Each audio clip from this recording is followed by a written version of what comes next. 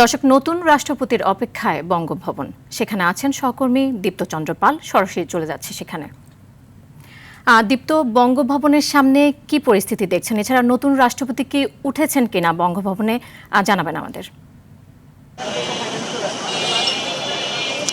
নীরা, আমি এখন রয়েছি বঙ্গভবনের সামনে। সেখানে কিন্তু স্বাভাবিক পরিস্থিতি রয়েছে। এখন পর্যন্ত নতুন রাষ্ট্রপতি তিনি কিন্তু এখানে এসে উপস্থিত হননি বা আসবেন কিনা আজকে রাতের মধ্যে সেটিও কিন্তু আসলে নিশ্চিত হওয়া যায়নি। এবং বিদায়ী রাষ্ট্রপতি তিনিও বঙ্গভবন অবস্থান করছেন কিনা এখনও সেটিও কিন্তু জানা যায়নি। তবে ধারণা করা হচ্ছে তিনি যেহেতু বিভিন্ন শারীরিক অসুস্থতা, কিডনি, হৃদরোগ সহ বিভিন্ন শারীরিক অসুস্থতার দেখিয়ে আসলে পদত্যাগ করেছেন, সেহেতু তিনি আসলে অনেকেই বলছেন, অনেক মহলেই গুঞ্জন উঠেছে তিনি এখনও সিএমএস হাসপাতালে রয়েছেন, এমনটি কিন্তু গুঞ্জন উঠছে। তবে একটু বলে রাখি যে দেশের 22তম রাষ্ট্রপতি মোহাম্মদ শাহাবুদ্দিন তিনি কিন্তু সংবিধানের 50(3) অনুচ্ছেদ অনুযায়ী তার পদত্যাগপত্র পাঠিয়েছেন স্পিকারের কাছে এবং স্পিকার সেটি বেলা 5টার পর কিন্তু হাতে পেয়েছেন। এবং যেহেতু সংবিধানের 3 অনুচ্ছেদ অনুযায়ী তিনি পদত্যাগ পত্র পাঠিয়েছেন এবং 54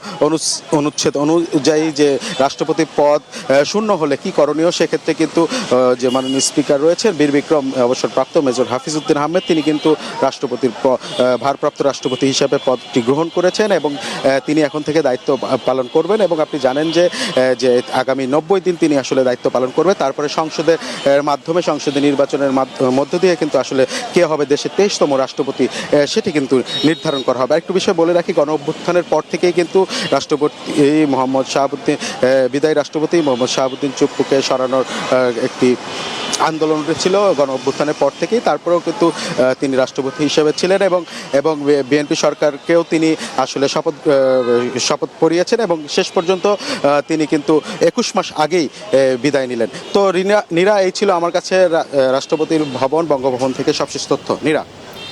জি দীপ্ত, আপনাকে অসংখ্য ধন্যবাদ।